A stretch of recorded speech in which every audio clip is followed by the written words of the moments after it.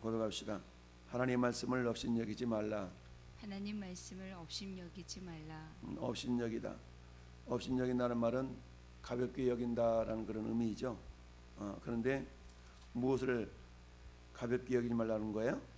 하나님의 말씀. 자, 9절은 이렇게 표현하고 있어요. 그러한데 어찌하여 내가 여호와의 말씀을 업신여기고 나 보기에 악을 행하였느냐. 여호와의 말씀을 업신여겼다. 그런데 10절에서는 이제 네가 나를 업신여기고 이렇게 표현하고 있죠.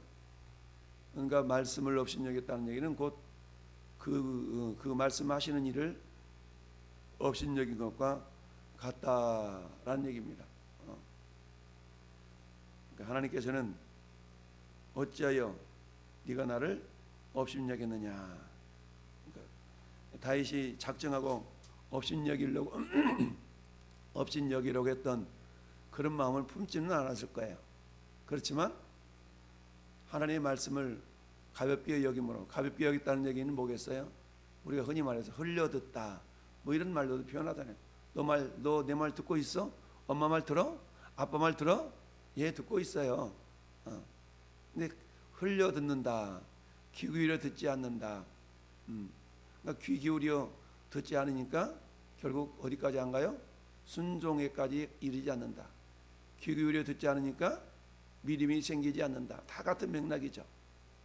어린아이들이 말을 배우는 것은 들음으로 말을 배우죠. 아무리 한국 사람이라 할지라도 저 미국에서 깐나라기 시절부터 미국 사람 집안에 이렇게 내려놓으니까 그야말로 영어를 유창하게 하는 그런 사람으로 자라게 되죠. 아무리 미국 사람이라 할지라도 한국 사람 가정에서 어릴 때부터 자라게 하면 피부는 흰색인데 이 사람이 영어는 한마디로 못할 수도 있거든요. 왜 그래요? 듣는 말이 다르니까. 그러니까 무엇을 듣느냐에 따라서 어떻게 말하는가가 결정이 될 수가 있고 행동이 달라질 수가 있다는 얘기입니다. 자, 다윗 왕이 요압 장군을 시켜서 결국 우리아를 암몬 사람들의 칼에 화살에 죽게 만들었다라고 오늘 하나님께서 진단하고 계시죠. 어찌하여 네가 여호와의 말씀을 업신여기고 나보기 악을 행하였느냐. 네가 칼로 햇사람 우리아를 치래 암몬 자손의 칼로 죽이고 그의 아내를 빼앗아 네 아내로 삼았냐. 라고 주님이 책망하고 있어요. 자, 이 보면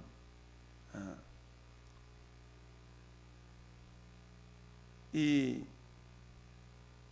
지금 상태는 어떤 상태입니까? 지금 다윗이 우리의 아내 밧세바를 데려다가 11장 마지막 절 보니까 그 장례를 마침에 다윗이 그 사람을 보내 그를 왕궁으로 데려오니 그가 그의 아내가 되어 그에게서 뭐했어요? 아들을 낳으니라. 그때 이 모습이 다윗이 행한 그 일이 여호와 보시기에 악했다라고 말씀하죠. 그러니까 지금 우리아 장군이 죽은 지가 1년이 되어 간 거죠. 하나님은 밧세바에서 아들을 낳을 때까지 어찌 보면 침묵하셨다라고 볼 수 있죠. 다윗은 밧세바에게서 아들이 태어나는 모습을 보고 속으로 완벽한 완전 범죄를 이루었다라고 생각했을 수도 있겠죠. 그렇지? 요압, 너하고 나하고만 아는 거야, 알았지? 아마 이랬을 수도 있을 겁니다. 그렇지만 이 모든 상황을 누가 지켜보고 계셨다고요? 하나님이 지켜보고 계셨다라는 얘기입니다. 시편 139편의 1절 여호와께서 여호와여 주께서 나를 살펴보셨으므로 나를 아시나이다. 주께서 내가 앉고 일어섬을 아시고 멀리서도 나의 생각을 밝히 하시오며 나의 모든 길과 내가 눕는 것을 살펴보셨으므로 나의 모든 행위를 익히 하시오니 여호와여 내 혀의 말을 알지 못하는 것이 하나도 없습니다. 라고 시편 139편 1절부터 4절에 나타나 있습니다. 우리는 하나님을 향하여 전능하신 하나님, 전지하신 하나님 이렇게 고백하죠. 전지전능하신 하나님. 근데 이 전지전능하신 하나님은 멀리서도 나의 생각을 밝히 하신다. 그러니까 생각도 하시는데 우리가 말하는 것을 또 밝히 아시겠죠. 참 그런데 우리는 어때요? 하나님은 눈에 보이지 아니하시기 때문에 하나님이 모른다라고 생각하잖아요. 신앙생활이 뭐냐? 신앙생활은 뭐라고 그랬어요? 보이지 아니하시는 하나님을 보는 것 같이 보이는 것 같이 믿고 섬기는 것을 신앙생활이라 한다 그랬죠.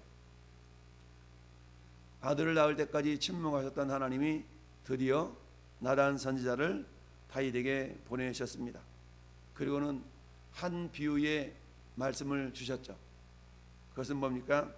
한 성읍에 두 사람이 있는데 한 사람은 부자고 한 사람은 가난하고, 부자한테는 양과 소가 심이 많고 가난한 사람은 아무것도 없고 자기가 사서 기르는 작은 암양 새끼 한 마리뿐이다. 그런데 이 작은 암양 새끼는 그 집에 있어서 마치 자식처럼 그렇게 귀하게 여기는 그런 짐승이었다. 그런데 부자에게 어느 날 행인이 찾아왔는데 부자가 자기 집 짐승 가운데 잡아서 행인을 대접하지 아니하고 이 가난한 사람의 양새끼를 빼앗아다가 자기 행인을 위하여 그 양새끼를 잡았다. 이 당시의 문화는 뭐였냐면, 이 당시의 문화는 행인이 어느 집에 들어오면 대접하는 것이 법은 아니지만 그게 일종의 어떤 관습이었던 겁니다. 그러다 보니까 행인이 자기 집에 들어오면 그 행인을 그저 문전박대하고 나물나라 하지 아니하고 반드시 접대를 해서 보내는 것이 그 당시의 문화였다 보니까 이 부자도 행인을 접대를 하는데 많고 많은 자기의 양과 소 가운데 잡아서 손님을 대접하지 아니하고 그 가난한 집, 그 집에 있는 꼴랑 하나 있는 양새끼를 빼앗아다가 손님을 대접했다. 이 말을 들은 다윗이 어때요? 뭐야? 어떤 놈이야? 어떤 놈이 그런 일을 했단 말이야? 그러면서 여호와의 살아계심을 두고 맹세하노니 이 일을 행한 그 사람은 마땅히 죽을 자다. 그가 불쌍히 여기지 아니하고 이런 일을 행하였으니 그 양새끼를 4배나 갚아줘야 하리라 한지라. 율법이 있는 내용이죠. 그러니 다윗은 지금 율법을 밝히 알고 있는 사람이에요. 누구의 물건을 훔치거나 그랬으면 4배를 갚아주라. 누가복음 19장에 여리고에 살고 있었던 삭개오 이야기가 나오죠. 예수님이 삭개오를 향해 삭개오야, 오늘 내가 네 집에 유하여야 되겠다. 그랬더니 삭개오가 즐거워하면서 영접했다. 그리고는 주님, 내 재산 절반을 뚝 잘라서 가난한 사람들한테 나눠주겠고요, 내가 누구의 것을 토색한 일이 있으면 내가 4배를 갚겠습니다. 이런 고백을 한 적이 있죠. 이처럼 누구의 물건을 훔치거나 도적질하면 4배로 갚는 것이 율법이었죠. 그러면 지금 다윗은 율법을 잘 알고 있다라는 얘기입니다. 그러면 그 율법 속에 십계명, 도적질하지 말아라, 간음하지 말아라, 이걸 알고 있었을까요? 몰랐을까요? 이것도 익히 알고 있었다라는 얘기죠. 그러니까 하나님이 너는 어찌하여 내 말을 업신여기느냐 하고 하신 말씀은 이미 다윗은 십계명도 알고 있고 율법 가운데 누구의 물건을 훔치면 4배를 갚아야 된다는 사실도 알고 있고 이처럼 알고 있었다는 얘기입니다. 이처럼 하나님의 말씀을 알고 있는 놈이 그래 너한테 충성하고 있는 우리의 장군을 죽이고 그 아내를 빼앗아다가 네 마누라 삼아 이놈아? 이런 거예요 지금. 나단 선지자가 말하기를 이르되 당신이 그 사람이라. 당신이 그 사람이라. 여러분, 이 당시의 왕권이라는 것은 그야말로 무소불위의 그런 권세, 권력이거든요. 그러니 말 한마디 여차 잘못하면 어떤 겁니까? 그저 잡아 죽이는, 죽임을 당할 수도 있는 그런 위험한 상황인 겁니다. 그럼에도 불구하고 나단 선지자는 어땠어요? 다윗에게 가서 바른 소리를 하고 있죠. 여러분, 사울왕 시대 때에 하나님이 사울을 버리고 이제 이새의 아들 다윗을 기름 부어 왕으로 삼게 하여 사무엘을 이새의 집으로 보내잖아요. 근데 사무엘이 아유 알았어요 하나님 잘 갔다 올게요 이러지 않았거든요. 사무엘은 하나님 앞에 하나님 싫어요. 제가 가다가 사울이 다윗 집에 가는 걸 알면 제 목숨이 달아나요. 이를테면 이런 식으로 표현을 하면서 이새의 집에 가기를 두려워했죠. 그러면서 이새의 집에 가서도 그냥 밥 한 끼 먹으러 왔어 이러면서 이야기를 하지 않습니까? 왜냐하면 사울왕의 위세가 아무리 하나님의 말씀을 전하는 선지자 사무엘이라 할지라도 그 목숨이 여차하면 사라질 판에 있기 때문이죠. 그런 것처럼 다윗은 어때요? 통일 왕국의 왕이잖아요. 그러니까 권세로 치면 사울왕 시대 때보다 더 큰 이 권력을 가지고 있었다라고 말할 수 있지 않습니까? 그렇기 때문에 그야말로 나단 선지자가 다윗 왕 앞에 가서 당신이 바로 그 사람입니다 라고 지적을 했을 때에 여러분, 다윗 왕이 여느 왕처럼 그랬더라면 어떻게 했겠어요? 칼을 빼가지고 저놈을 쳐라 막 그럴 수도 있었을 것 같아요. 그런데 나단 선지자는 꾸역꾸역 비유로 말씀하고 바로 그 사람이 당신입니다 라고 하면서 다윗의 연약함을 지금 뭐하고 있어요? 하나하나 지적해 내고 있습니다. 그러면서 여호와께서 말씀하시기를 내가 너를 이스라엘 왕으로 기름 붓기 위하여 너를 사울의 손에서 구원하고 또 내 주인의 집을 내게 주고 내 주인의 아내들을 네 품에 두어 이스라엘과 유다 족속을 너한테 맡겼다. 만일 이것이 부족했더라면 부족한 거 너한테 다 줬을 거야. 그런데 네가 어찌하여 하나님의 말씀을 업신여겼냐라고 지금 적나라하게 진단을 하고 있죠. 여러분, 하나님께서 이처럼 1년 동안 밧세바에서 다윗의 아이가 태어나기까지 기다리셨던 하나님, 그 기다림의 기간은 어떤 기간이라고요? 회개할 기회를 주시는 기간이다라는 얘기죠. 회개할 기회를 주시는 기간. 근데 그 기간 동안에도 다윗이 회개하기는커녕 됐다, 이제 완전 범죄, 아마 이렇게 생각할 수도 있겠죠. 그렇지만 서두에 말씀드렸던 것처럼 하나님은 모든 것을 보고 계시고 듣고 계시고 알고 계셨다라는 얘기입니다.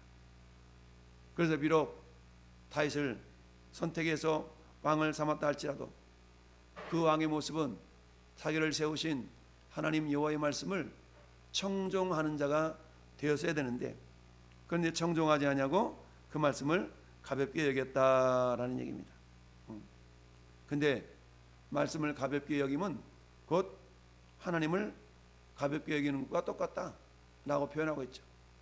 우리가 요한복음 1장에 대초에 말씀이 계시니라, 이 말씀이 하나님과 함께 계셨으니 이 말씀은 곧 하나님이시니라 라는 표현이 있죠. 이런 것처럼 말이라는 것은 그 사람의 인격을 나타내고 그 사람을 드러내는 것이기 때문에 말을 무시하는 것은 곧 그 사람을 무시하는 것이 되는 것처럼 하나님의 말씀을 가볍게 여기는 것은 결국 하나님을 가볍게 여기는 것이 된다라는 얘기입니다. 여러분, 우리는 사무엘상 15장에서 익히 사무엘 선지자를 통해서 사울왕에게 아말렉을 진멸하라 라는 명령을 듣고 아말렉을 치러 갔던 사울왕의 사건을 우리는 잘 알 수 있어요. 진멸이라는 것은 하나도 남기지 말고 다 없애라는 거거든요. 근데 사울왕은 그런 것들을 진멸하기를 즐기하지 아니했다라고 성경은 말씀하고 있습니다. 그 하늘 앞에 그 말씀을 순종하게 해서 사울이 했던 거 뭡니까? 이스라엘 사람들 20만 명 그리고 유다 사람 10,000명을 동원해서 아말렉을 치러 갔어요. 그랬는데 어때요?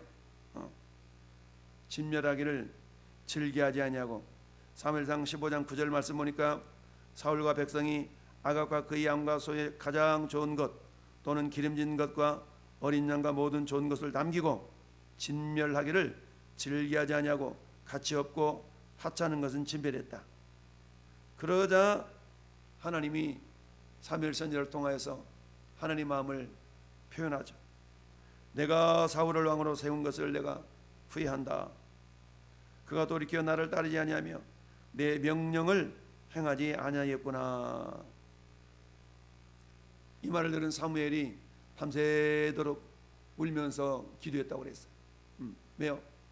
그 다음 단계 하나님이 어떻게 하실지를 알았기 때문이죠. 하나님이 이렇게 말씀하십니다. 사무엘이 대하여 여호와께서 번제와 다른 제사를 그 목소리 청종하는 것을 좋아하신 같이 청종하시겠나이까.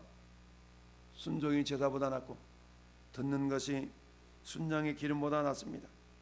거역하는 것은 점치는 죄와 같고, 그러니까 하나님의 말씀을 순종하지 않은 것을 거역했다고 그래요. 거역.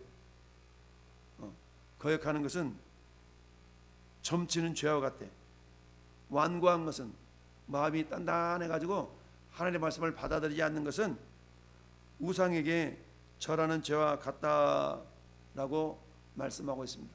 결국 우상 숭배라는 거예요. 엄청난 얘기잖아요. 역시 동일하게 다윗도 역시 마찬가지죠. 하나님이 기름 부어 세운 왕이었다 할지라도 하나님은 당신을 왕으로 세운 그 만왕의 왕이신 하나님 말씀에 순종하고 청종하기를 원하셨죠.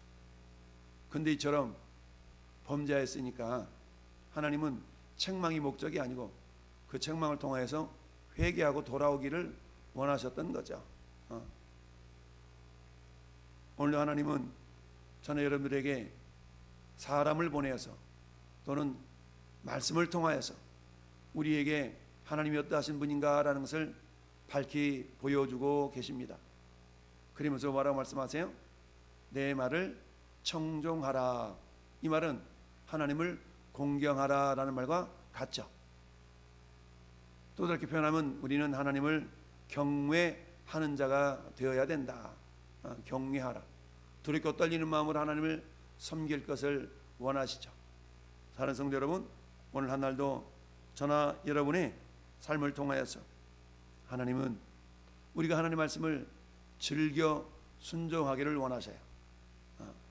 그런데 내 생각, 내 뜻대로 하나님 말씀을 재단하며 불순종하고 가볍게 여긴다는 것은 곧 하나님을 가볍게 여기는 것 같다. 우리 하나님은 사무엘 선지자를 통해서 그렇게 말씀하시죠.